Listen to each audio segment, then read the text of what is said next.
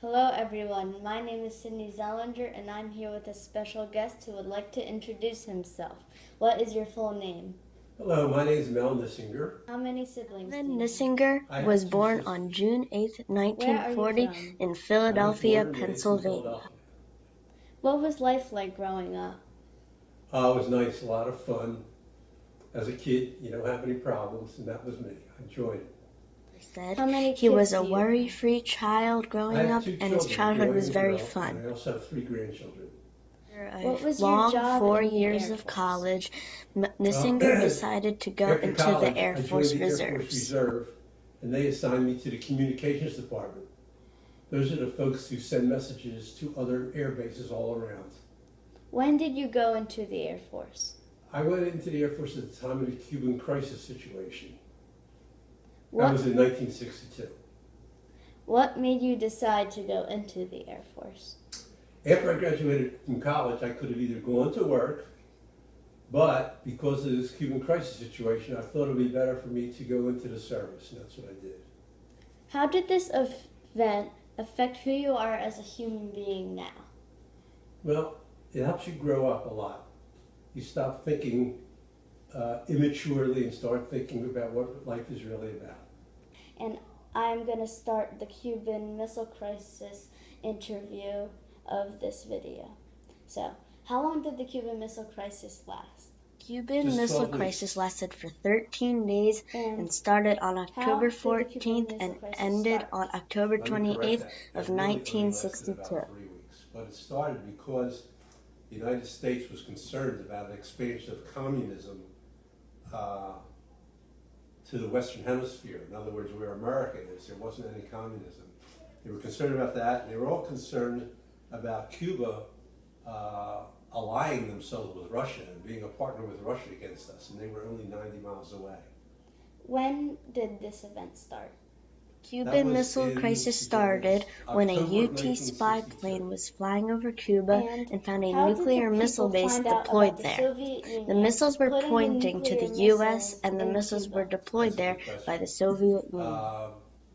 The U.S. had planes called U-2 spy planes that took pictures of the country Cuba, and the pictures showed that there were missile locations being developed.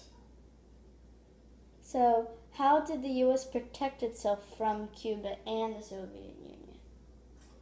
Well, we had President Kennedy, and their leader's name was Khrushchev. And Kennedy contacted Khrushchev and argued with him that he should stop bringing missiles here. While that was going on, though, the United States decided to put an embargo up against Cuba and lined up its battleships outside of Cuba so no ships from Russia could land in Cuba and bring more missiles in.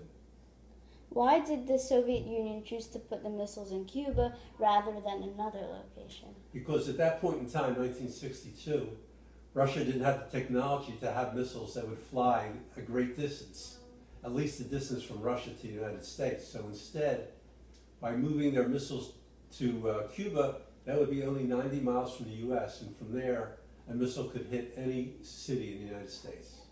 Were there any other weapons put in Cuba besides nuclear missiles? As far as I know, there were not any others. Why did the U.S. place nuclear missiles in Turkey? Since the Soviet Union placed missiles in Cuba, the U.S. decided to deploy missiles in Turkey, facing the Soviet Union. As well as in Italy. And those missiles were aimed at Moscow, their capital. We're back and I will ask a series of questions about the Cold War. So, what influence did the Cold War / Cuban crisis have on America? Well, the Cold War is a lot about trading with other countries.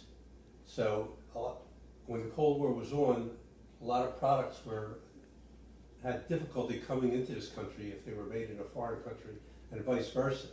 And what that did, though, that strengthens us in the U.S. because we started to develop all the products here by ourselves. And about the Cuban Missile Crisis, how close was America to having a nuclear war with the Soviet Union? It was the closest we had come since the atomic bomb was dropped in 1945. Enormously close. What were your thoughts on this? Well, I would say we all feared that that might happen, and that is something that we did not ever want to happen. That would not be good for us or any other country in the world. Speaking of fear, do you fear the communist takeover? I don't fear that because and the Soviet Union are both communist, so it would make sense that they wouldn't want a democracy such as the U.S. And was your job in the Air Force stressful? Did you feel lots of panic? I didn't feel panic. My job was I sent messages that came from other offices to other air bases. So all I had to do was follow the instructions and execute my job, and I would be fine, and that's what happened. What was life like after the Cold War? After the Cold War, life was a little more relaxing here in the United States.